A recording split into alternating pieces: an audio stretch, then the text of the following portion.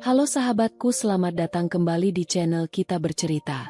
Kali ini akan menceritakan tentang suamiku mengirim hadiah seekor ular berbisa dengan catatan, hadiah spesial untuk pernikahan kita. Sayang, saat dikirim, sopirnya tak sengaja mengirimnya ke rumah gundiknya karena sudah terbiasa ke sana. Kemudian semua berubah.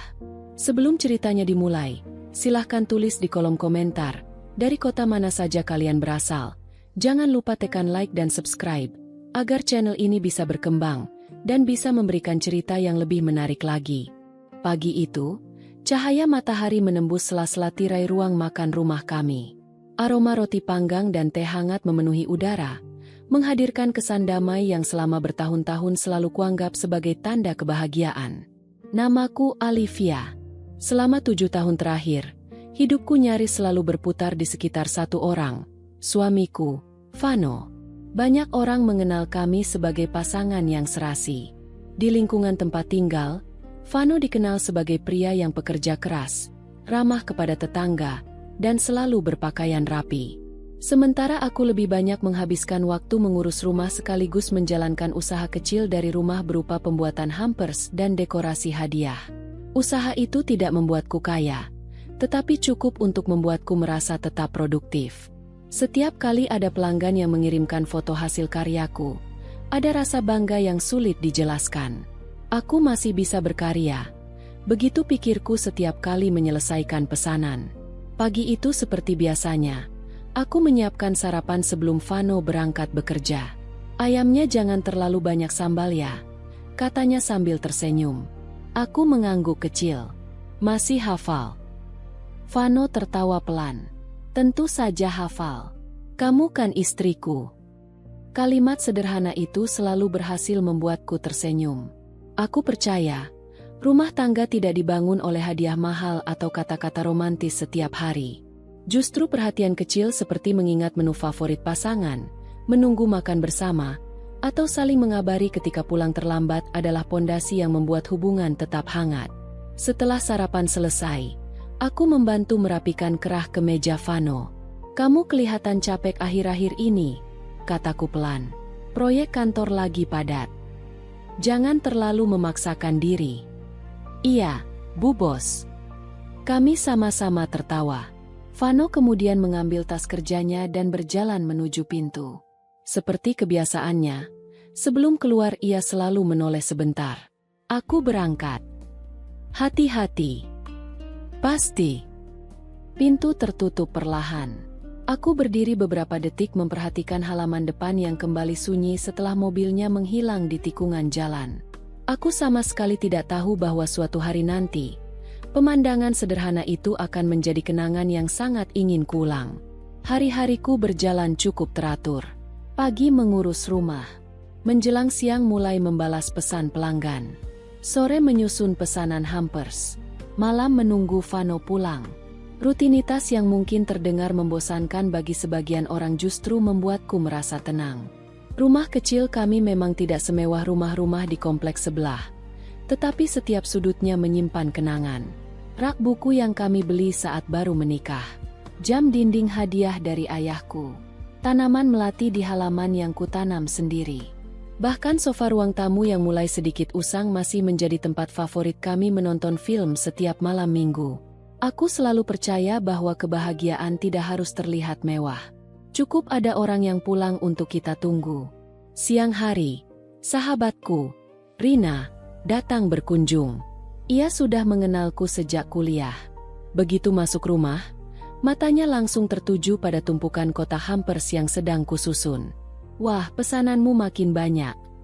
Alhamdulillah. Kamu memang telaten. Aku hanya tersenyum. Rina kemudian membantu memasang pita pada beberapa kotak. Sambil bekerja, ia bertanya, Vano masih sering lembur? Iya, katanya proyek baru. Hampir setiap minggu. Aku mengangguk pelan. Kasihan juga. Rina berhenti memasang pita. Kalau terlalu sering lembur, jangan lupa tetap luangkan waktu berdua. Aku tersenyum tipis.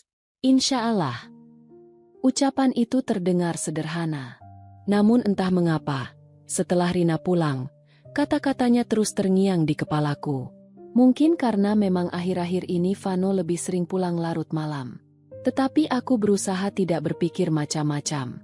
Setiap orang memiliki masa sibuk. Bukankah aku juga sedang banyak pesanan? Menjelang sore, teleponku berdering. Nama Vano muncul di layar. Halo. Maaf ya, Liv. Kenapa? Aku pulang agak malam. Lembur lagi. Iya. Sudah makan. Nanti sekalian sama teman kantor. Oh baik. Aku usahakan jangan terlalu malam. Iya. Hati-hati. Telepon berakhir. Aku menatap layar ponsel beberapa saat sebelum meletakkannya kembali di meja. Ada sesuatu yang berbeda. Bukan isi percakapannya, melainkan caranya berbicara. Seolah sedang terburu-buru. Aku menggeleng pelan. Jangan berprasangka. Aku memilih kembali membungkus pesanan pelanggan. Malam mulai turun. Hujan rintik-rintik membasahi halaman rumah. Aku duduk sendirian di ruang tamu sambil menikmati secangkir teh hangat. Jam dinding menunjukkan pukul 9:15 menit. Biasanya Vano sudah pulang. Namun malam itu rumah masih sunyi. Aku mencoba mengalihkan pikiran dengan membuka album foto pernikahan kami. Senyum kami dalam setiap foto tampak begitu tulus. Tatapan Vano saat mengucapkan janji pernikahan masih terlihat jelas. Aku tersenyum sendiri. Semoga kita bisa menua bersama. Kalimat itu lirih keluar dari bibirku. Tak lama kemudian terdengar suara mobil berhenti di depan rumah. Aku segera berdiri. Vano akhirnya pulang. Wajahnya tampak lelah, tetapi masih sempat tersenyum ketika melihatku membuka pintu. Belum tidur. Nunggu kamu. Ia tersenyum kecil, lalu mengusap puncak kepalaku. Maaf ya. Nggak apa-apa. Aku mengambil tas kerjanya seperti biasa.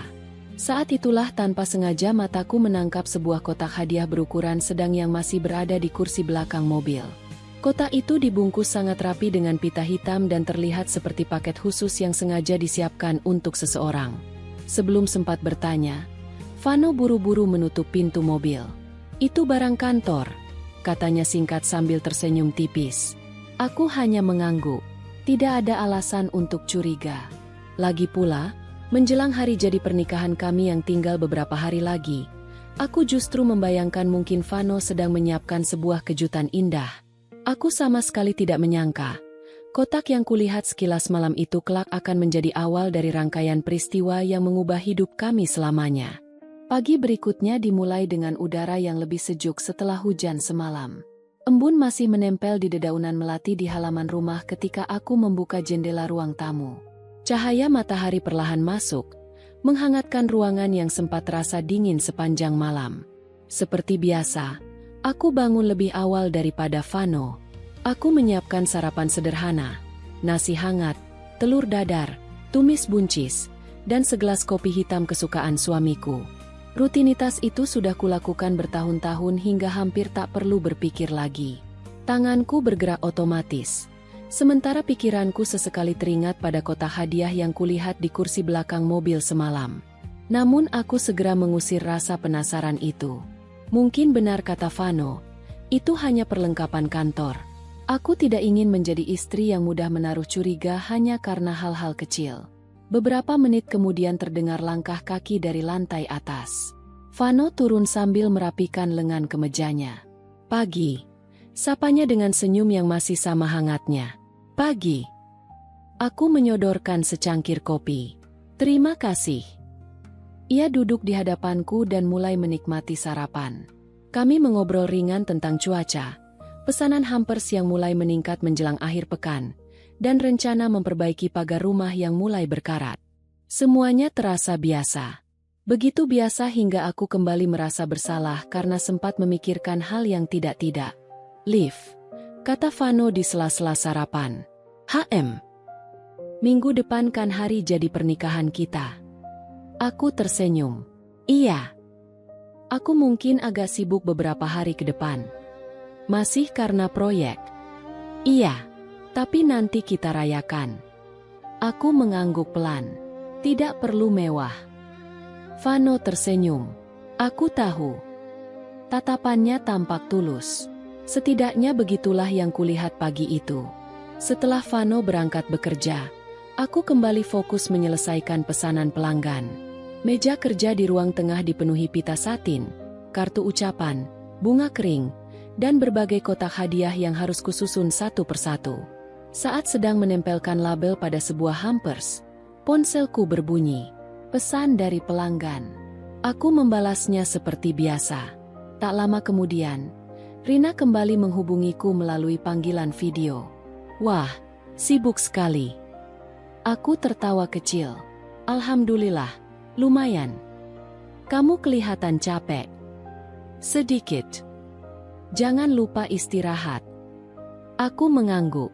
Rina memang selalu perhatian. Setelah membicarakan pekerjaan beberapa menit, ia tiba-tiba bertanya, "Hari jadi kalian sudah dekat, kan?" "Iya." "Sudah ada rencana?" "Belum. Katanya Vano lagi sibuk." "Semoga tetap sempat merayakan." "Amin."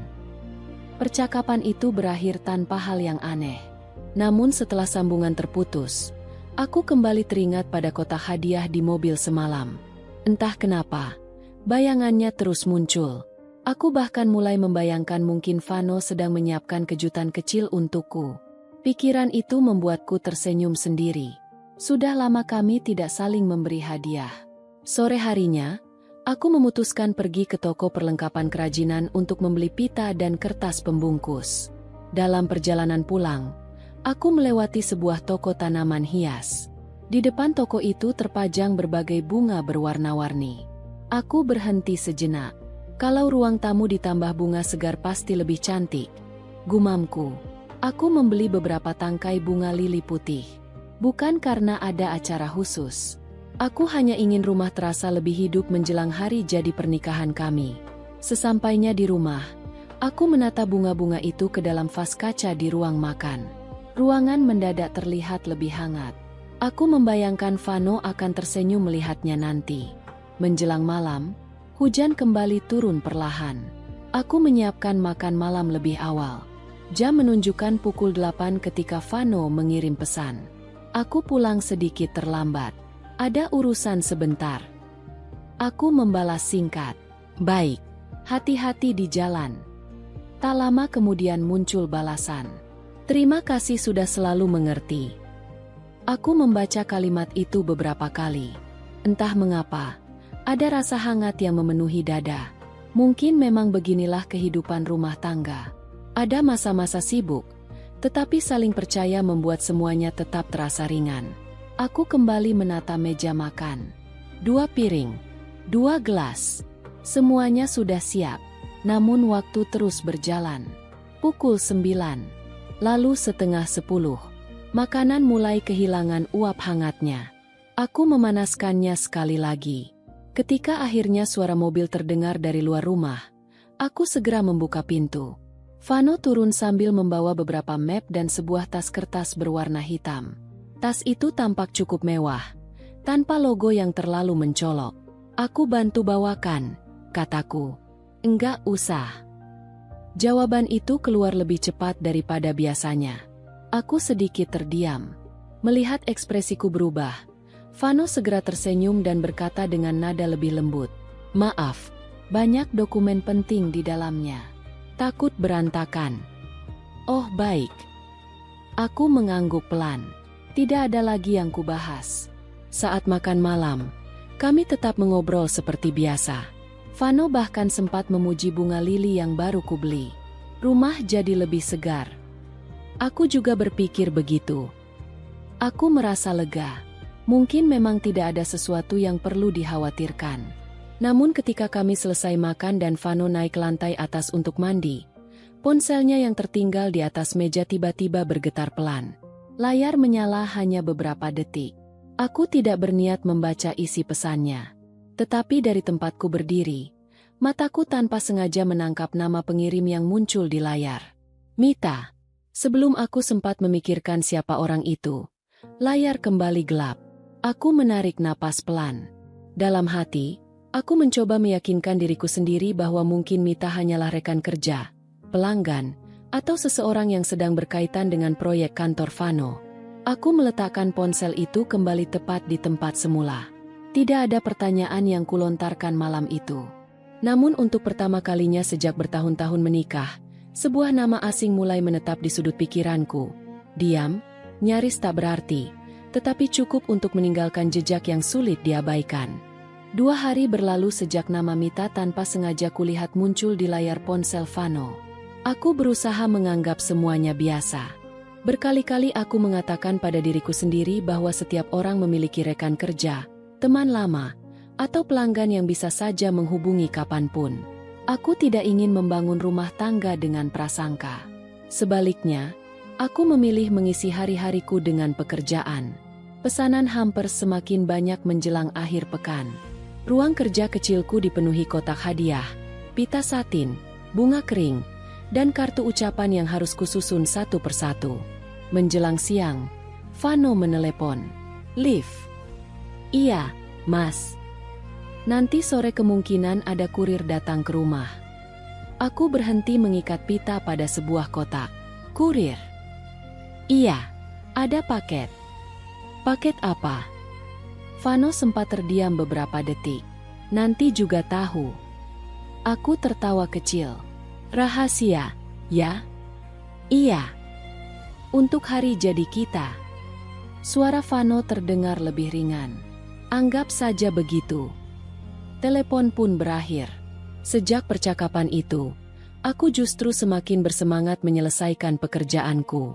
Dalam hati, aku mulai yakin bahwa Vano benar-benar sedang menyiapkan kejutan untuk merayakan ulang tahun pernikahan kami. Mungkin selama ini aku terlalu banyak berpikir. Mungkin semua lembur dan kesibukannya memang demi pekerjaan. Menjelang pukul 3 sore, hujan tipis mulai turun.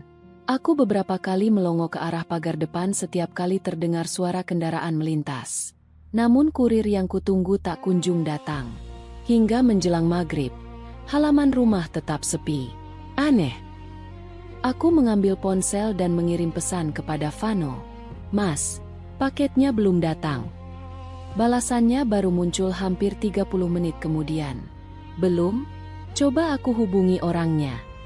Jawaban itu terasa singkat. Tidak lama setelahnya, Vano justru menelepon. "Nggak datang sama sekali." "Belum." Benar-benar belum ada yang mengetuk pintu. "Belum." Untuk pertama kalinya sejak kami berbicara, aku mendengar nada panik dalam suaranya. "Mas, memang paket apa?" "Hanya hadiah." "Kok seperti penting sekali." "Tunggu di rumah saja. Jangan kemana-mana." Sambungan langsung terputus. Aku memandang layar ponsel dengan dahi berkerut. Vano tidak pernah berbicara setegang itu.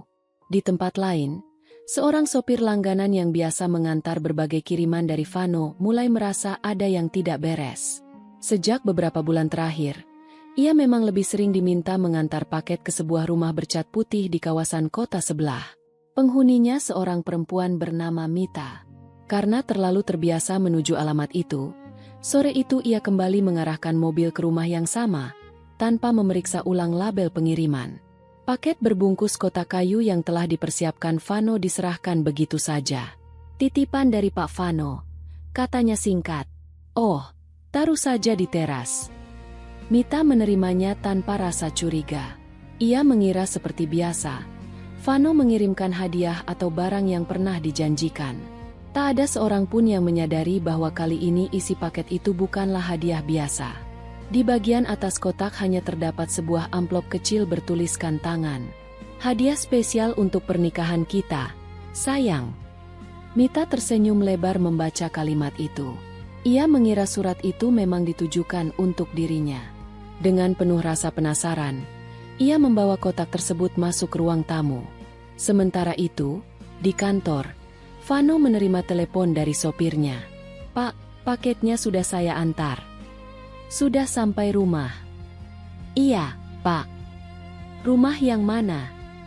"Seperti biasa, Pak." Mendadak wajah Vano kehilangan warna. "Seperti biasa?" "Iya, rumah Bu Mita." Beberapa detik hanya terdengar keheningan.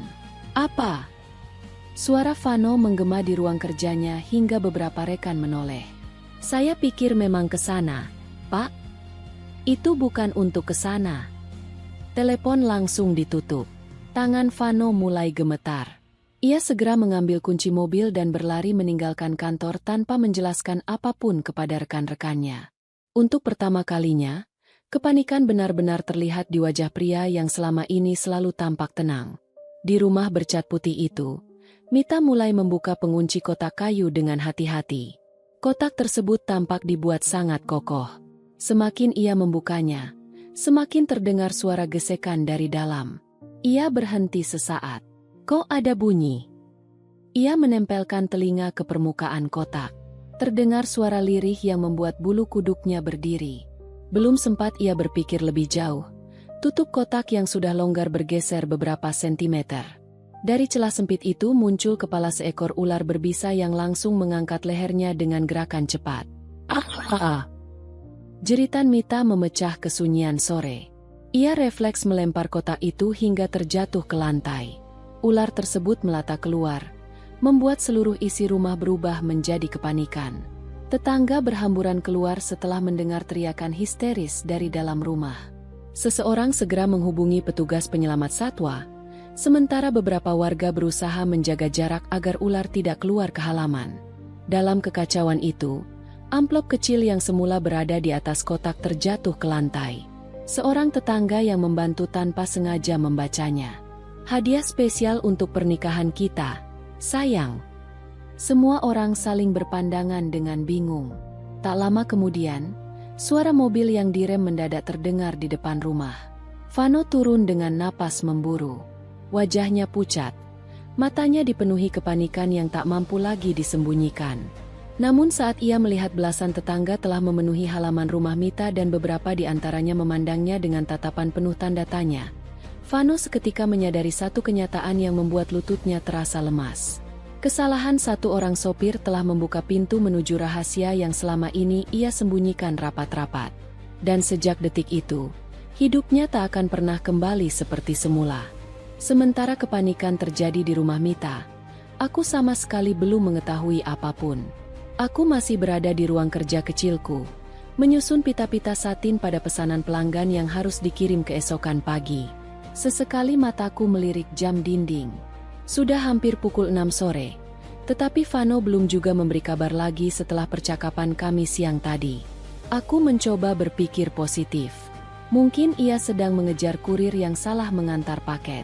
Namun, semakin lama, perasaanku semakin tidak tenang. Aku mengambil ponsel dan menghubunginya. Nada sambung terdengar cukup lama sebelum akhirnya panggilanku ditolak. Aku mengernyit.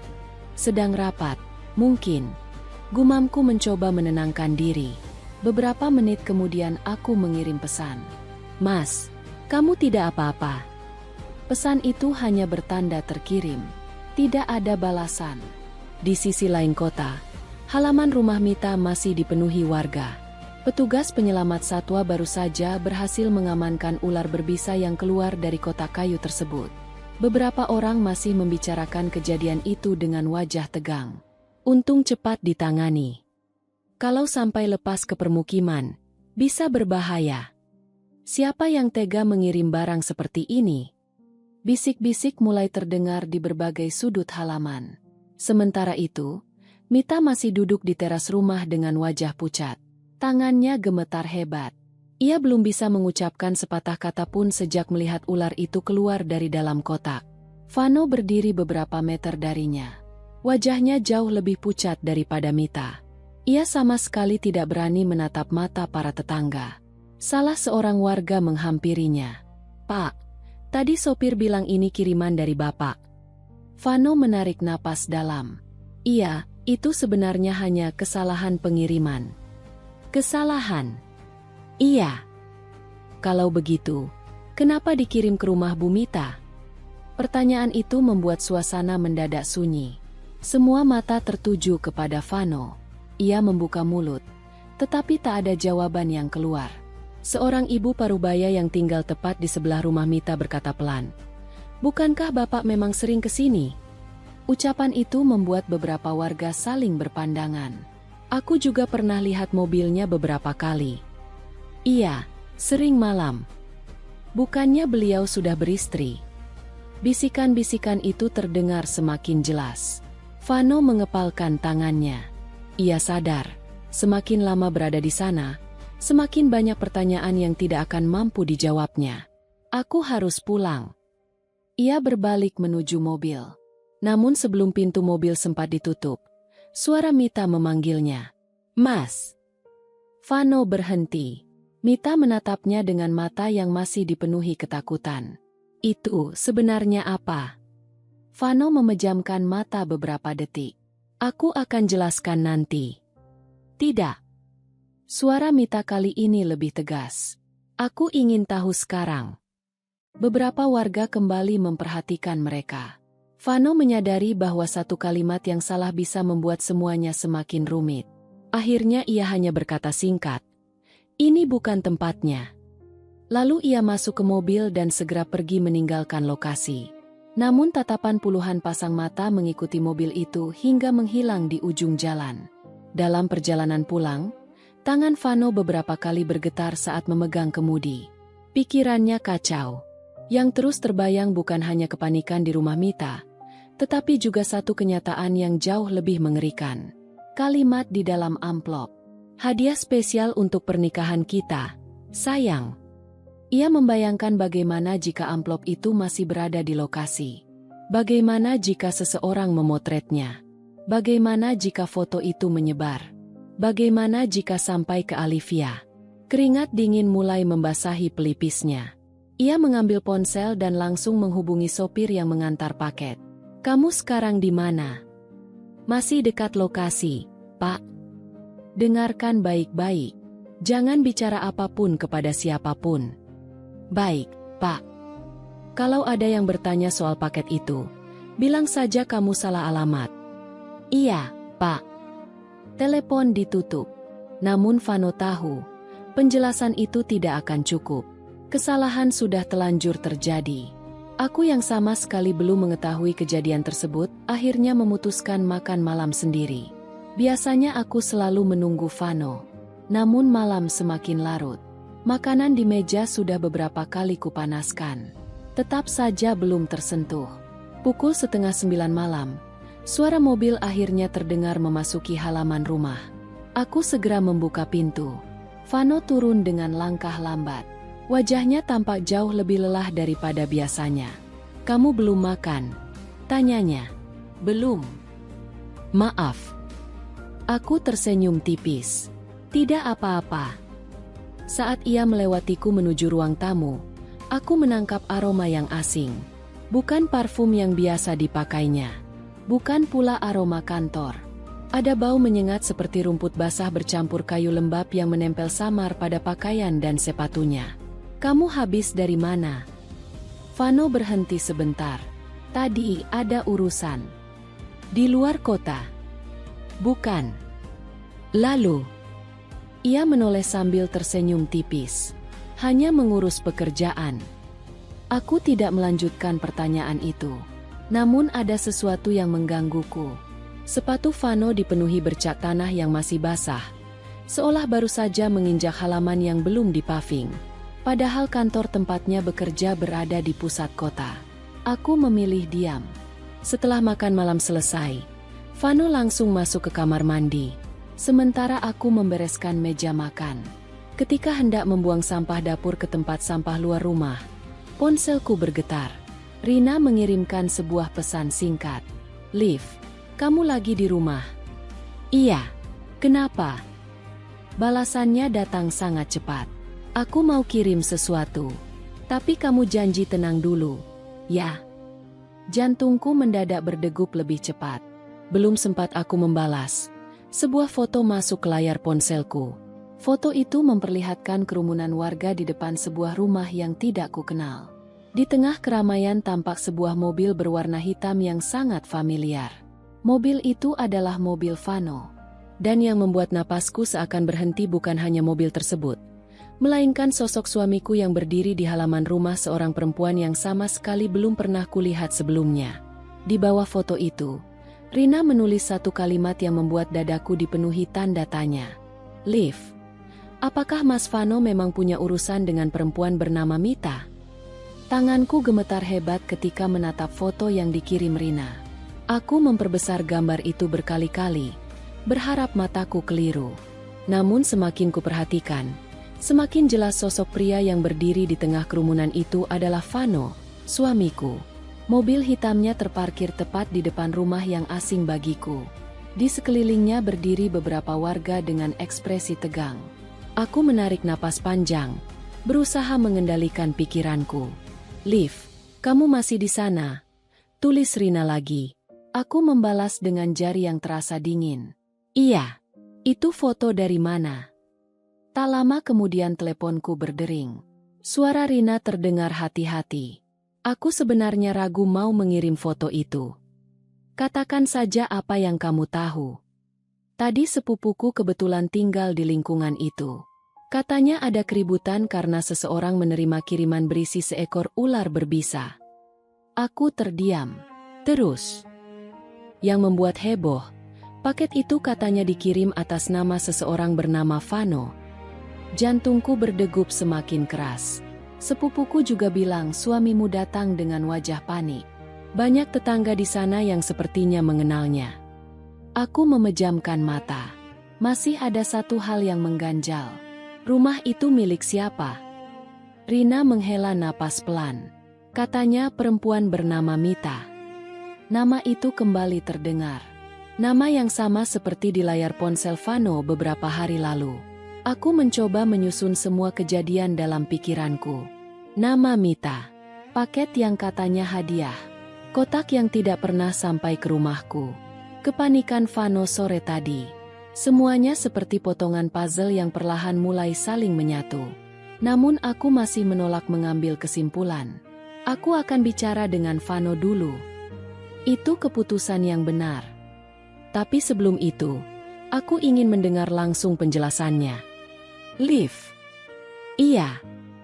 Kalau memang tidak ada apa-apa, semoga semua hanya salah paham. Aku hanya menjawab lirih. Aku juga berharap begitu. Setelah menutup telepon, aku berdiri beberapa saat di dapur. Air dalam gelas yang kupegang bergetar karena tanganku sendiri tak mampu tenang. Dari lantai atas terdengar suara shower kamar mandi masih menyala. Vano belum keluar. Aku memandang tangga cukup lama.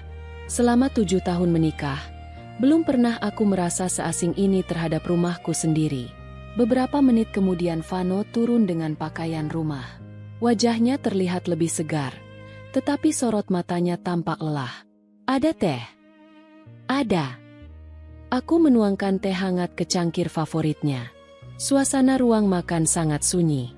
Biasanya kami selalu mengobrol tentang pekerjaan atau pesanan hampers.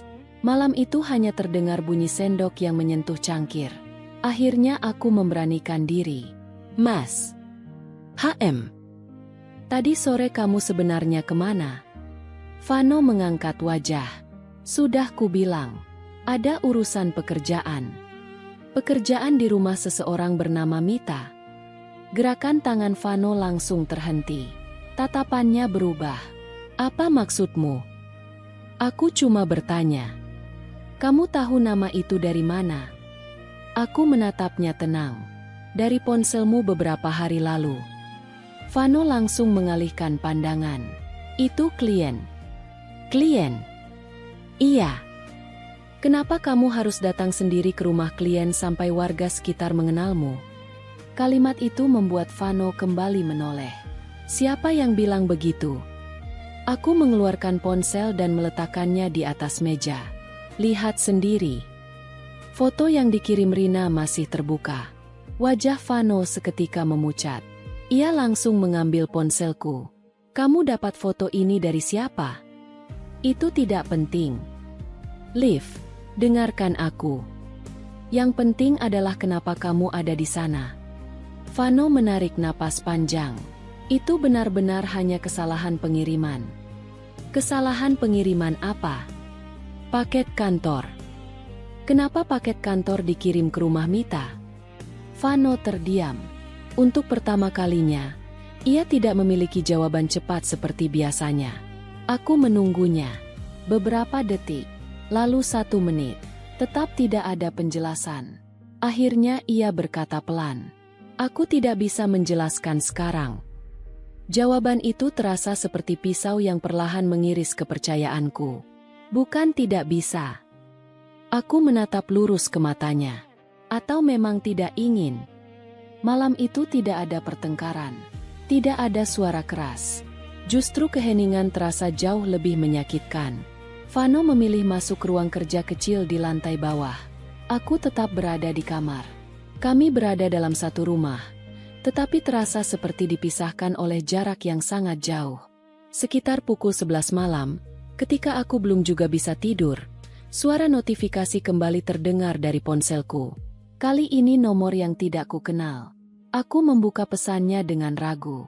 Hanya ada satu foto. Foto sebuah amplop putih yang sudah sedikit kusut. Di bagian depannya tertulis jelas dengan tulisan tangan. Hadiah spesial untuk pernikahan kita, sayang.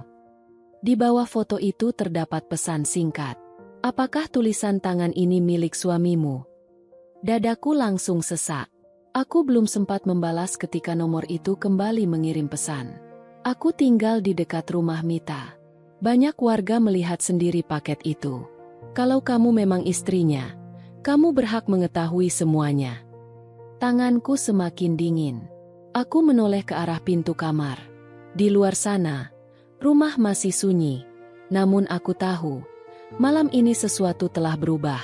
Kepercayaanku kepada Vano mulai retak. Di ruang kerja, Vano duduk seorang diri dengan wajah kusut. Ponselnya terus berdering. Nama Mita berkali-kali muncul di layar. Akhirnya ia mengangkat panggilan itu. Mas, rumahku ramai sejak tadi. Aku tahu. Mereka terus bertanya kenapa kamu sering datang ke sini. Aku sedang memikirkan jalan keluarnya. Jalan keluar. Suara Mita mulai bergetar. Masalahnya bukan cuma ular itu. Maksudmu? Ada tetanggaku yang mengambil foto amplop kirimanmu. Jantung Vano seolah berhenti berdetak. Foto apa? Yang bertuliskan, hadiah spesial untuk pernikahan kita, sayang. Vano menutup mata rapat. Belum sempat ia menjawab, Mita melanjutkan dengan suara panik. Foto itu sudah beredar di grup warga. Bahkan ada yang mulai menanyakan apakah aku istri keduamu.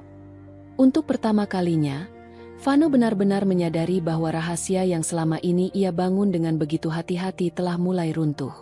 Dan yang paling tidak ia ketahui, hanya beberapa meter dari ruang kerja itu, Olivia telah menggenggam ponselnya erat-erat sambil menatap foto amplop yang sama, foto yang sebentar lagi akan menjadi bukti pertama untuk mengungkap seluruh kebohongan suaminya. Aku tidak tidur semalaman. Foto amplop bertuliskan, hadiah spesial untuk pernikahan kita, sayang. Terus memenuhi pikiranku.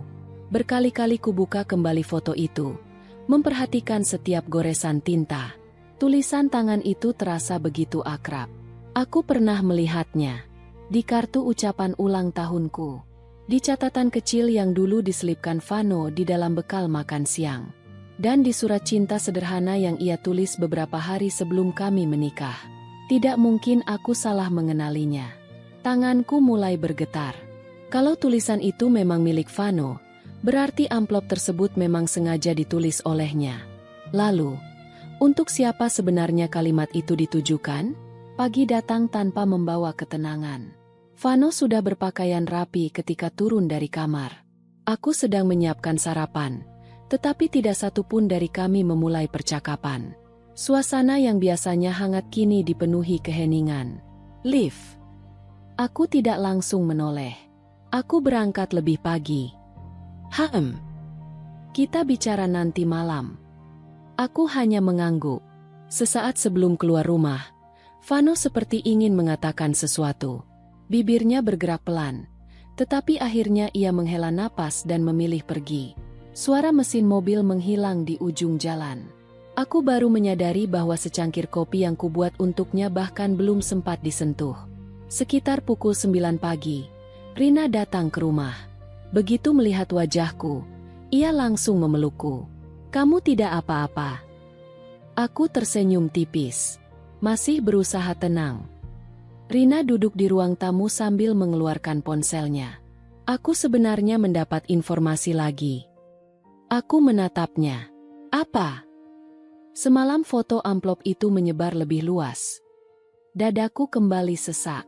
Bukan cuma di grup warga. Terus, sudah ada yang mengunggahnya ke media sosial. Aku memejamkan mata. Semua berlangsung jauh lebih cepat daripada yang kubayangkan. Yang membuatku khawatir. Lanjut Rina pelan. Banyak orang mulai bertanya siapa perempuan bernama Mita. Aku menggenggam tangan sendiri agar tidak semakin gemetar. Di waktu yang hampir bersamaan, Vano sedang duduk gelisah di sebuah kafe yang sepi. Beberapa menit kemudian Mita datang. Wajah perempuan itu masih pucat. Begitu duduk, ia langsung berkata tanpa basa-basi. Masalah ini sudah keterlaluan. Aku tahu. Mereka terus bertanya macam-macam. Aku sedang mencari solusi. Mita menggeleng. Solusi? Nada suaranya mulai meninggi. Rumahku sekarang jadi bahan pembicaraan semua orang. Vano memijat pelipisnya. Mita, tolong kecilkan suaramu. Aku capek sembunyi terus. Kalimat itu membuat Vano menatapnya tajam. Maksudmu? Aku tidak mau lagi diperlakukan seperti perempuan yang harus selalu menunggu. Vano terdiam. Mita mengeluarkan sesuatu dari tasnya. Sebuah map coklat. Aku sudah cukup sabar. Apa itu? Buka saja. Vano membuka map tersebut perlahan. Di dalamnya terdapat beberapa lembar hasil pemeriksaan kehamilan. Matanya langsung membelalak. Ini. Aku hamil. Suasana mendadak membeku. Vano tidak mampu berkata apapun. Beberapa detik kemudian ia berbisik lirih. Kamu yakin? Mita mengangguk. 2 kali pemeriksaan. Wajah Vano semakin pucat. Inilah kenyataan yang sama sekali tidak pernah ia bayangkan muncul di saat semua rahasianya mulai terbongkar. Sementara itu aku masih berada di rumah bersama Rina. Kami sedang mencoba menyusun kembali semua kejadian beberapa hari terakhir ketika bel pintu berbunyi. Ting tong. Aku berdiri. Mungkin kurir. Namun ketika pintuku buka, seorang perempuan berdiri di depan rumahku. Usianya sekitar akhir 20-an. Berpakaian rapi. Wajahnya tampak lelah. Aku belum pernah melihatnya. Maaf. Perempuan itu berbicara pelan. Ini rumah Bu Alivia. Iya. Apa saya boleh bicara sebentar? Aku mempersilahkannya masuk. Rina duduk di sampingku dengan wajah penuh tanda tanya. Perempuan itu tampak gugup. Beberapa kali ia menggenggam tasnya erat-erat. Ada apa? Ia menatapku cukup lama sebelum akhirnya berkata, perkenalkan. Saya Mita. Aku merasa jantungku berhenti berdetak. Ruangan mendadak terasa sangat sunyi. Nama yang selama beberapa hari terakhir terus menghantuiku kini berdiri tepat di hadapanku. Rina spontan menoleh kepadaku. Aku berusaha tetap tenang. Ada keperluan apa? Mita menarik napas panjang. Air matanya mulai menggenang. Saya datang bukan untuk bertengkar. Lalu, saya juga korban. Aku mengernyit. Maksud Anda? Mita membuka tasnya. Ia mengeluarkan sebuah bingkai foto kecil. Kemudian meletakkannya perlahan di atas meja. Tanganku mulai dingin ketika melihat isi foto itu. Di dalam foto tersebut terlihat Vano sedang berdiri berdampingan dengan Mita. Keduanya mengenakan pakaian serba putih. Di belakang mereka terdapat rangkaian bunga dan meja akad sederhana. Foto itu tampak seperti dokumentasi sebuah prosesi pernikahan. Aku langsung mengangkat wajah. Foto apa ini? Air mata Mita jatuh tanpa bisa ditahan. Dengan suara bergetar ia mengucapkan kalimat yang membuat dunia seolah runtuh di hadapanku. Selama ini, Vano mengatakan kepada saya bahwa dia sudah menikahi saya secara agama 2 tahun yang lalu. Aku membeku. Belum sempat aku mencerna ucapannya. Mita kembali berkata dengan tangis yang semakin pecah. Dan selama 2 tahun ini, saya percaya bahwa saya adalah satu-satunya istri yang sah dalam hidupnya. Aku hanya mampu menatap foto itu tanpa berkedip. Di kepalaku, semua suara seolah menghilang. Namun tepat ketika aku mulai merasa semua kenyataan telah terbuka, ponsel Mita yang tergeletak di atas meja tiba-tiba berdering. Nama, Mas Vano Hati Merah 2, muncul jelas di layarnya. Panggilan itu terus berdering. Tidak ada seorang pun yang bergerak untuk mengangkatnya. Karena untuk pertama kalinya, aku dan Mita sama-sama menyadari bahwa kami mungkin telah dibohongi oleh pria yang sama, tetapi kami belum mengetahui kebohongan mana yang paling besar. Nada dering ponsel Mita terus memenuhi ruang tamu. Mas Vano. Nama itu berkedip di layar, seolah sengaja memperlihatkan betapa dekat hubungan mereka selama ini. Aku memandang layar itu tanpa berkata apa-apa. Mita juga tidak bergerak. Tangannya gemetar di atas pangkuan, sementara air matanya terus mengalir. Panggilan itu akhirnya berhenti dengan sendirinya. Tak lama kemudian masuk sebuah pesan. "Kamu di mana? Kita harus bicara sekarang. Jangan lakukan hal yang membuat semuanya semakin rumit." Mita membaca pesan itu sekilas, lalu perlahan menyodorkan ponselnya kepadaku. Aku tidak akan menyembunyikan apapun lagi. Aku menerima ponsel itu dengan tangan yang masih dingin. Selama beberapa detik aku hanya menatap layar, berusaha mengatur napas. Di dalam hati, aku masih berharap semua ini hanyalah kesalahpahaman. Namun harapan itu semakin memudar. Aku ingin mendengar semuanya. Suaraku terdengar pelan, tetapi tegas. Mita mengangguk. Aku akan cerita dari awal. Rina memilih tetap duduk di sampingku. Ia tidak ikut berbicara, hanya sesekali menatapku dengan wajah penuh kekhawatiran. Mita mulai bercerita. 2 tahun lalu aku bertemu Mas Vano saat mengurus kerjasama untuk usaha keluargaku. Aku diam mendengarkan. Waktu itu dia bilang rumah tangganya sudah berakhir. Katanya hanya tinggal menunggu proses resmi karena sudah lama berpisah. Aku memejamkan mata. Kalimat itu terasa begitu menyakitkan. Padahal selama 2 tahun terakhir, aku masih hidup serumah dengannya. Masih memasakkan sarapan setiap pagi. Masih menunggu kepulangannya setiap malam. Mita melanjutkan dengan suara lirih. Aku berkali-kali meminta bertemu keluarganya. Lalu, dia selalu bilang belum waktunya. Kenapa kamu percaya? Mita tersenyum pahit. Karena aku mencintainya. Ruangan kembali sunyi. Aku tidak bisa membenci perempuan di depanku sepenuhnya. Wajahnya memperlihatkan penyesalan yang nyata. Ia tampak sama bingungnya denganku. Beberapa saat kemudian Mita membuka galeri ponselnya. Aku ingin menunjukkan sesuatu. Ia memperlihatkan beberapa foto. Di salah satu foto, Vano sedang makan malam bersama Mita di sebuah restoran. Di foto lain, mereka berada di sebuah villa pegunungan. Ada pula foto ketika Vano memberikan sebuah cincin sederhana. Tanganku mulai mengepal. Setiap foto memiliki tanggal. Dan tanggal-tanggal itu membuat dadaku semakin sesak. Karena hampir semuanya bertepatan dengan hari-hari ketika Vano mengatakan kepadaku bahwa ia sedang melakukan perjalanan dinas. Aku teringat begitu banyak alasan yang pernah ia ucapkan. Ada rapat di luar kota. Proyek belum selesai. Klien minta bertemu malam ini. Ternyata semua alasan itu kini memiliki bayangan yang sangat berbeda.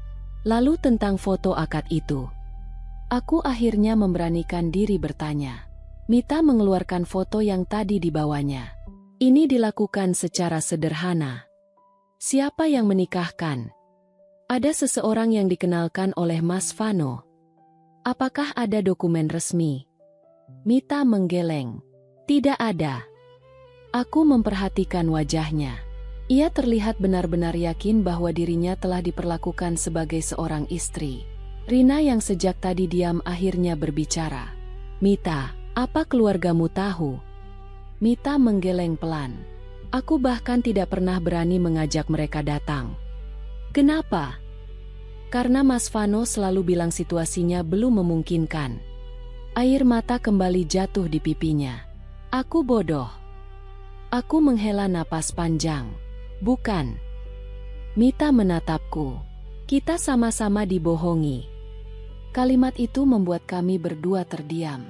Untuk pertama kalinya sejak ia datang, aku tidak lagi melihatnya sebagai musuh. Kami sama-sama kehilangan kepercayaan kepada orang yang sama. Sementara itu, Vano mulai panik karena telepon dan pesannya tidak mendapat balasan. Ia kembali menghubungi Mita. Tidak diangkat. Ia mencoba lagi. Tetap tidak ada jawaban. Perasaan tidak enak mulai memenuhi pikirannya. Ia langsung menuju rumah Mita. Namun sesampainya di sana, rumah itu terkunci. Tetangga yang sedang menyapu halaman berkata, "Mencari Bu Mita." "Iya." "Tadi pergi." "Pergi kemana?" "Kurang tahu." "Tidak bilang." "Tidak." Vano semakin gelisah. Ia segera kembali ke mobil. Tiba-tiba sebuah pikiran muncul di kepalanya. Jangan-jangan. Wajahnya langsung berubah pucat. Ia menyalakan mesin mobil dan melaju menuju rumahku. Di rumah, aku masih berbicara dengan Mita. Ia menyerahkan sebuah kotak kecil berisi beberapa barang. Ini semua yang pernah diberikan Mas Vano. Aku membukanya perlahan. Ada jam tangan, kalung, beberapa kartu ucapan, dan sebuah buku agenda berwarna coklat. "Aku belum pernah membacanya," kata Mita. Dia bilang itu catatan pekerjaannya. Aku membuka halaman pertama. Isinya memang jadwal pertemuan dan daftar pekerjaan. Namun ketika membuka halaman-halaman berikutnya, aku menemukan sesuatu yang membuatku mengernyit. Beberapa tanggal diberi tanda khusus. Di sampingnya terdapat tulisan tangan Vano. Rumah A. Rumah B. Jangan sampai jadwal bertabrakan. Aku membalik halaman berikutnya. Ada lagi. Hari jadi dengan A. Liburan dengan M. Tanganku mulai gemetar. Huruf A. Huruf M. Aku dan Mita. Semuanya tersusun rapi seperti jadwal pekerjaan. Bahkan ada catatan kecil yang membuat napasku tercekat. Kalau Olivia tanya, bilang rapat. Aku menutup buku itu perlahan. Air mataku akhirnya jatuh. Bukan karena marah, tetapi karena aku baru menyadari bahwa selama ini kepercayaan yang kuberikan sepenuh hati ternyata telah diatur sedemikian rupa agar kebohongan Vano tidak pernah terbongkar. Belum sempat kami berbicara lagi. Suara mobil berhenti mendadak di depan rumah. Remnya berbunyi cukup keras. Aku dan Mita saling berpandangan. Beberapa detik kemudian terdengar langkah kaki yang terburu-buru menuju teras. Bel pintu berbunyi berkali-kali. "Lift!" Suara Vano terdengar dari luar. "Lift, buka pintunya." Aku tidak bergerak. "Lift, aku tahu kamu di dalam." Suara ketukan semakin keras. "Please, kita harus bicara." Aku menatap Mita. Wajahnya kembali pucat. Rina berdiri mendekati jendela dan mengintip keluar. Dia benar-benar datang. Aku menarik napas panjang. Selama 7 tahun menikah, belum pernah aku merasa seberat ini untuk membuka pintu rumahku sendiri. Di luar, Vano terus memanggil namaku. Sementara di atas meja ruang tamu, foto, kartu ucapan, dan buku agenda yang berisi seluruh kebohongannya masih terbuka, menunggu satu pertanyaan yang tak lagi bisa dihindarinya begitu pintu itu akhirnya kubuka. Ketukan di pintu depan semakin keras. "Lift, tolong buka pintunya." Suara Vano terdengar serak, tidak lagi setenang biasanya. Untuk pertama kalinya sejak kami menikah, aku mendengar kepanikan yang benar-benar nyata dari nada bicaranya. Aku berdiri mematung di ruang tamu. Di atas meja masih tergeletak foto-foto, kartu ucapan, dan buku agenda berwarna coklat yang berisi catatan tentang 2 kehidupan yang dijalani Vano selama ini. Rina memegang lenganku pelan. "Kamu yakin mau menemuinya?" Aku menarik napas panjang. Aku tidak bisa terus menghindar. Mita menundukkan kepala. "Kalau perlu, aku pergi saja." Aku menggeleng. "Tidak." Mita menatapku. "Kalau memang semua ini harus diselesaikan, lebih baik selesai hari ini." Air mata kembali memenuhi matanya. Aku tidak ingin lagi hidup dalam kebohongan. Aku mengangguk pelan. Begitu juga aku. Aku melangkah menuju pintu. Setiap langkah terasa begitu berat. 7 tahun kenangan bersama Vano seakan berputar di dalam kepalaku. Hari pertama kami bertemu. Hari ketika ia melamarku. Janji yang kami ucapkan di depan keluarga. Semua kenangan indah itu kini terasa seperti sedang dipertanyakan oleh kenyataan yang berdiri tepat di balik pintu. Tanganku akhirnya menyentuh gagang pintu. Klik. Pintu terbuka perlahan. Vano berdiri di sana dengan wajah kusut. Napasnya masih terengah-engah, seolah ia berlari sejak turun dari mobil. Begitu melihatku, sorot matanya berubah lega. Lift.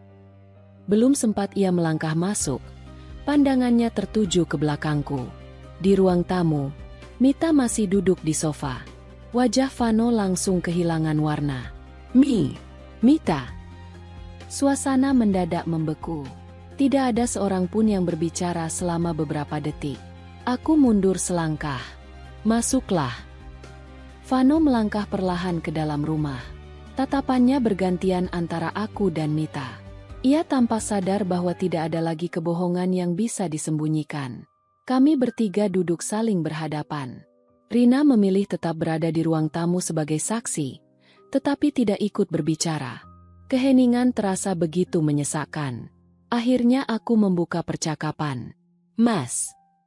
Vano mengangkat wajah. Aku hanya ingin satu hal. Apa? Kejujuran. Vano menundukkan kepala. Liv.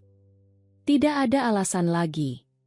Aku mendorong buku agenda itu ke arahnya. Ini tulisan tanganmu. Vano memandang buku tersebut. Tangannya perlahan gemetar. Ia mengenali buku itu. Jawab. Iya. Ini juga tulisanmu. Aku mengangkat foto amplop bertuliskan, hadiah spesial untuk pernikahan kita, sayang. Vano memejamkan mata. Iya. Ruangan kembali sunyi. Dadaku terasa sesak, tetapi aku memaksa diriku tetap tenang. Lalu siapa Mita? Pertanyaan itu akhirnya keluar. Pertanyaan yang sejak beberapa hari lalu terus menghantuiku. Vano tidak langsung menjawab. Ia mengusap wajahnya dengan kedua tangan. Mas. Aku mengulanginya. Siapa dia? Suara Vano terdengar sangat pelan. Dia. Ia menoleh ke arah Mita. Adalah seseorang yang pernah menjalin hubungan denganku. Mita langsung menggeleng. Bukan begitu. Vano menatapnya. Masih mau berbohong. Air mata Mita kembali mengalir. Katakan semuanya. Vano kembali terdiam. Aku mulai kehilangan kesabaran. Jawab. Beberapa detik kemudian ia mengangguk pelan. Iya. Aku memang menjalin hubungan dengan Mita. Kalimat itu terasa seperti palu yang menghantam dadaku. Meskipun aku sudah menduganya, mendengar pengakuan langsung tetap terasa jauh lebih menyakitkan. Belum sempat aku berkata apa-apa, Mita mengeluarkan bingkai foto akad yang tadi dibawanya. Kalau begitu jelaskan ini. Foto itu diletakkan tepat di depan Vano. Wajah Vano langsung berubah. Kenapa foto ini ada di sini? Mita tertawa pahit. Aku yang seharusnya bertanya. Kamu bilang kita sudah menikah. Kamu bilang tinggal menunggu waktu untuk mengumumkannya. Kamu bilang Alivia sudah tidak ada dalam hidupmu. Setiap kalimat yang keluar dari mulut Mita membuat wajah Vano semakin pucat. Aku memejamkan mata. Ternyata bukan hanya aku yang menerima kebohongan. Mita pun hidup dalam cerita yang sama sekali berbeda. Aku memang salah. Suara Vano akhirnya terdengar lirih. Salah. Aku menatapnya. Itu saja. Aku menyesal. Penyesalanmu datang setelah semuanya terbongkar. Vano tidak mampu membantah. Aku melanjutkan. Kalau paket itu tidak salah kirim, apakah aku akan tahu semua ini? Vano hanya diam. Diamnya sudah menjadi jawaban. Air mata mengalir di pipiku. Bukan karena aku mengharapkan permintaan maaf, tetapi karena akhirnya aku sadar.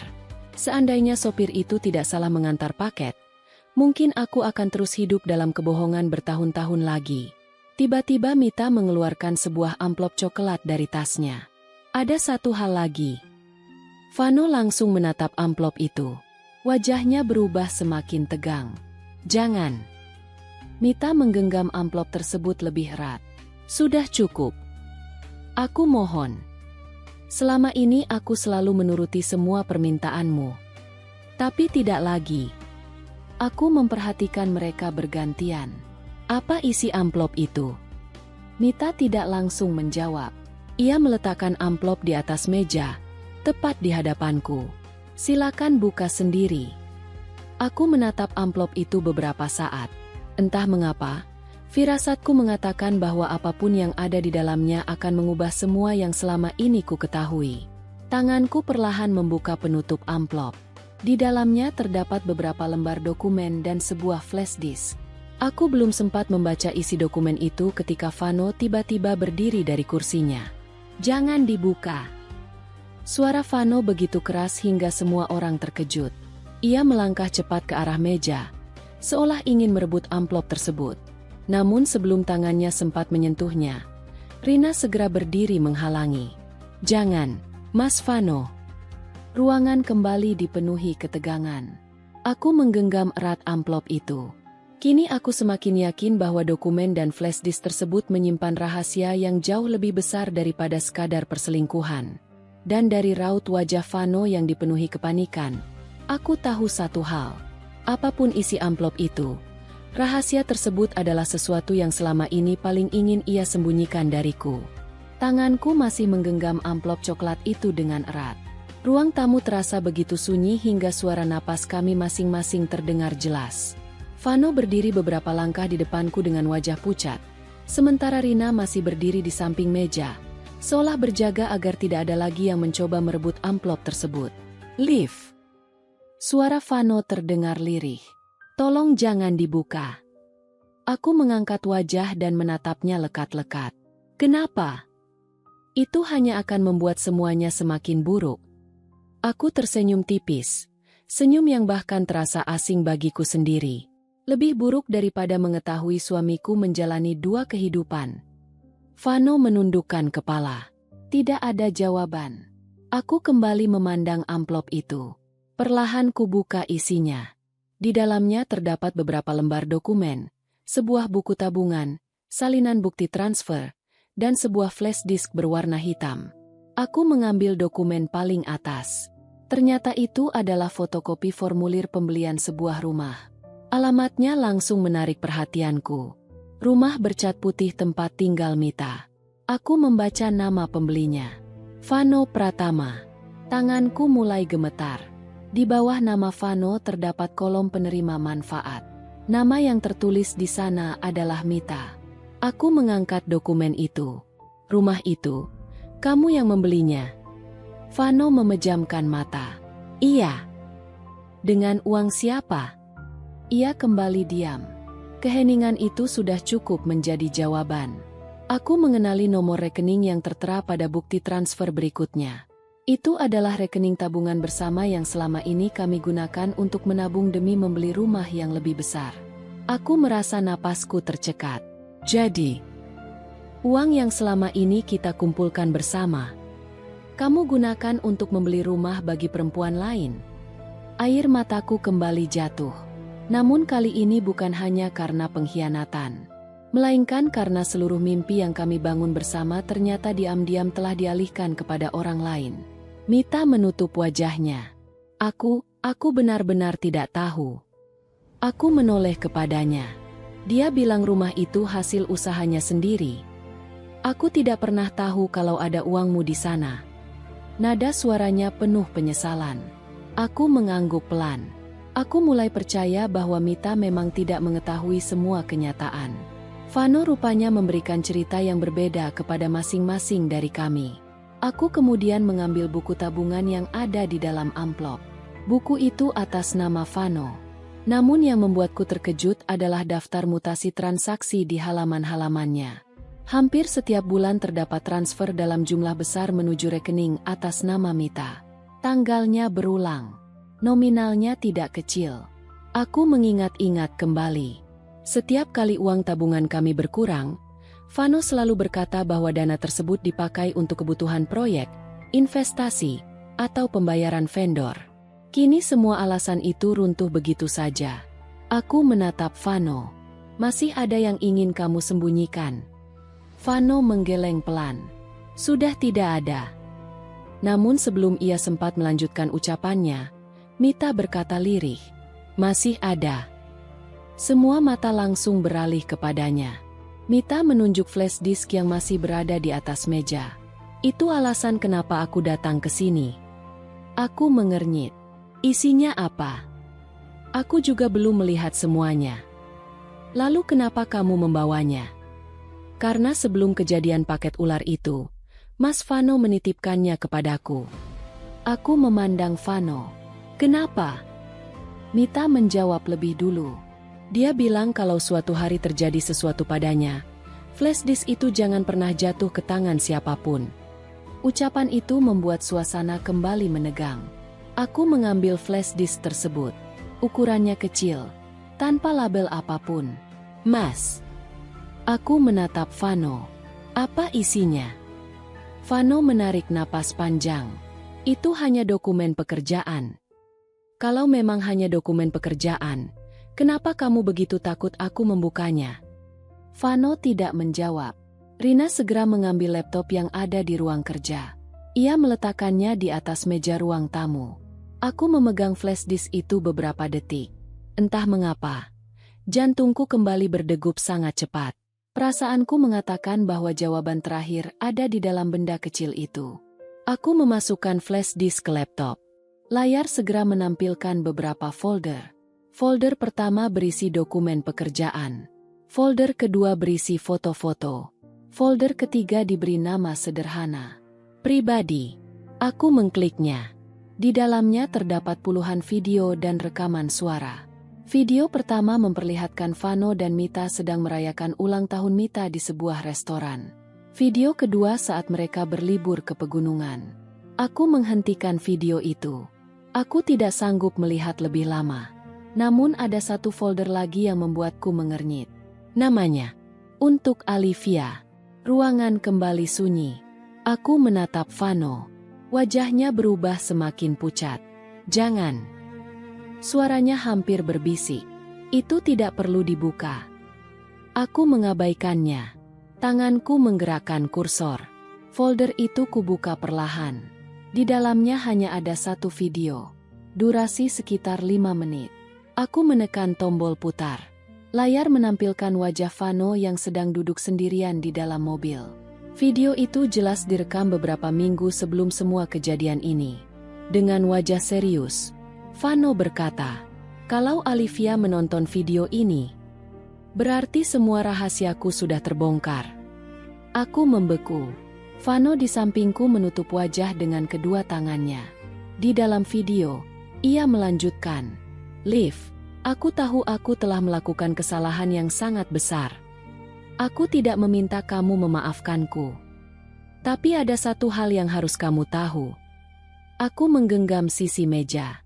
Air mataku kembali mengalir. Aku menunggu kalimat berikutnya.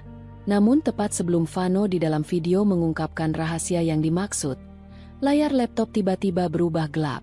Video berhenti. Listrik di seluruh rumah padam. Ruangan mendadak tenggelam dalam kegelapan. Di luar, suara petir menggelegar bersamaan dengan hujan deras yang tiba-tiba turun. Belum sempat kami bereaksi, terdengar suara pagar depan rumah terbuka keras. Disusul langkah kaki seseorang yang berlari memasuki halaman. Rina spontan menoleh ke arah jendela yang kini hanya diterangi kilatan petir. Siapa itu? Tidak ada yang menjawab. Karena dalam gelapnya malam, kami semua menyadari bahwa seseorang baru saja datang, dan kemungkinan besar mengetahui isi rahasia yang belum sempat disampaikan Vano hingga akhir video itu. Rumah kami masih gelap ketika suara langkah kaki itu berhenti tepat di teras. Jantungku berdegup begitu keras hingga seolah menutupi suara hujan yang mengguyur halaman. Tok, tok, tok. Ketukan di pintu terdengar pelan kali ini. Jauh berbeda dengan kepanikan Vano beberapa saat sebelumnya. Rina menyalakan senter dari ponselnya.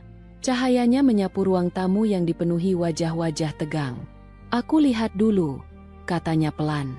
Aku mengangguk. Ketika pintu dibuka, tampak seorang pria parubaya mengenakan seragam perusahaan listrik. "Maaf, Bu," katanya sopan. Trafo di ujung jalan tersambar petir. Listrik sedang diperbaiki. Kemungkinan tidak lama lagi menyala. Rina mengucapkan terima kasih lalu menutup pintu kembali. Kami semua menarik napas lega. Ketegangan yang tadi memenuhi ruangan perlahan mereda, meski hanya sesaat. Beberapa menit kemudian lampu rumah kembali menyala. Laptop yang tadi mati perlahan hidup kembali. Layar menampilkan video yang sempat terhenti. Tanganku kembali gemetar. Aku menekan tombol putar. Wajah Vano kembali muncul di layar. Matanya sembab. Seolah video itu direkam setelah berhari-hari memikul beban yang tak sanggup lagi ia simpan. "Liv, aku tahu setelah kamu melihat semua ini, mungkin kamu tidak akan pernah memaafkanku. Aku memang bersalah. Aku berbohong. Aku mengkhianati kepercayaanmu." Air mataku mulai menetes lagi. Namun aku tetap memaksa diriku mendengarkan hingga selesai. Vano melanjutkan, "Kalau suatu hari semua terbongkar, jangan salahkan Mita sepenuhnya. Dia mengenalku sebagai laki-laki yang mengaku sudah tidak memiliki rumah tangga. Aku yang membangun semua kebohongan itu. Aku yang membuat dua perempuan hidup dalam cerita yang berbeda." Di sampingku, Mita menangis tanpa suara. Kepalanya terus tertunduk. Video masih berjalan. Aku tidak pantas disebut suami yang baik. Dan aku juga gagal menjadi laki-laki yang jujur. Aku tidak tahu apakah penyesalan masih berarti setelah semua yang kulakukan. Tapi kalau masih ada satu hal yang bisa kulakukan, aku ingin bertanggung jawab. Video berhenti. Tidak ada lagi rekaman. Tidak ada lagi penjelasan. Hanya layar hitam yang memantulkan wajah kami bertiga. Untuk beberapa saat, tidak ada seorang pun yang berbicara. Vano akhirnya berdiri dari kursinya. Ia menghampiriku perlahan. Kemudian, tanpa menjaga harga dirinya sedikit pun, ia berlutut di hadapanku. Air mata mengalir di wajahnya. "Liv, aku tidak punya alasan lagi. Aku bersalah. Aku menerima apapun keputusanmu." Suara itu begitu lirih. Aku belum pernah melihat Vano menangis seperti malam itu. Namun luka di hatiku sudah terlalu dalam. Aku mengusap air mata yang terus mengalir. 5 menit. Vano mengangkat wajahnya. 5 menit itu cukup untuk menghapus kepercayaanku yang kubangun selama 7 tahun. Ia memejamkan mata. "Aku tahu. Aku selalu menunggumu pulang. Aku percaya setiap alasanmu. Aku mendoakanmu setiap malam. Ternyata selama itu pula aku hidup bersama kebohongan." Tangisku akhirnya pecah. Bukan karena masih ingin mempertahankan rumah tangga ini, melainkan karena aku sedang mengucapkan selamat tinggal kepada kehidupan yang selama ini kuanggap nyata. Mita perlahan berdiri. Ia menghampiriku dengan wajah penuh penyesalan. "Maafkan aku." Aku menatapnya. "Aku benar-benar tidak tahu kalau Mas Vano masih hidup bersamamu." Aku percaya semua ucapannya. Air matanya terus mengalir. Aku juga kehilangan banyak hal malam ini. Aku menggenggam tangannya. Bukan sebagai saingan, melainkan sebagai sesama perempuan yang telah dikhianati. "Aku tidak membencimu." Kalimat itu membuat Mita menangis semakin keras. Yang menghancurkan hidup kita bukan kebencian, tetapi kebohongan. Beberapa hari kemudian, aku mengambil keputusan yang paling berat dalam hidupku. Aku memilih mengakhiri pernikahanku dengan Vano secara baik-baik melalui jalur yang benar. Tidak ada teriakan. Tidak ada balas dendam. Aku hanya ingin mengakhiri semuanya dengan kepala tegak. Rumah yang selama ini kami tempati kujual atas kesepakatan bersama sesuai hak masing-masing. Usaha hampers yang dulu kubangun perlahan kembali kukembangkan. Awalnya memang terasa berat. Namun sedikit demi sedikit, aku belajar berdiri di atas kakiku sendiri. Rina tetap setia menemaniku melewati hari-hari yang tidak mudah. Sementara itu, Mita memilih kembali ke kota asalnya untuk memulai hidup baru bersama keluarganya. Sebelum pergi, Ia datang menemuiku sekali lagi. Terima kasih. Untuk apa? Karena kamu memilih memaafkan. Aku tersenyum tipis. Memaafkan bukan berarti melupakan. Aku hanya tidak ingin membawa luka ini sepanjang hidup. Kami berpelukan, lalu berpisah. Mungkin untuk selamanya. Entah Vano. Ia kehilangan jauh lebih banyak daripada yang pernah ia bayangkan. Kepercayaanku hilang. Rumah tangganya hancur. Hubungannya dengan Mita pun berakhir karena fondasinya dibangun di atas kebohongan. Di lingkungan tempat tinggalnya, orang-orang mulai mengetahui kenyataan yang selama ini ia sembunyikan. Ia harus menghadapi pertanyaan, penilaian, dan konsekuensi dari perbuatannya sendiri. Beberapa bulan kemudian, tanpa sengaja aku bertemu dengannya di sebuah taman kota. Ia tampak jauh lebih kurus.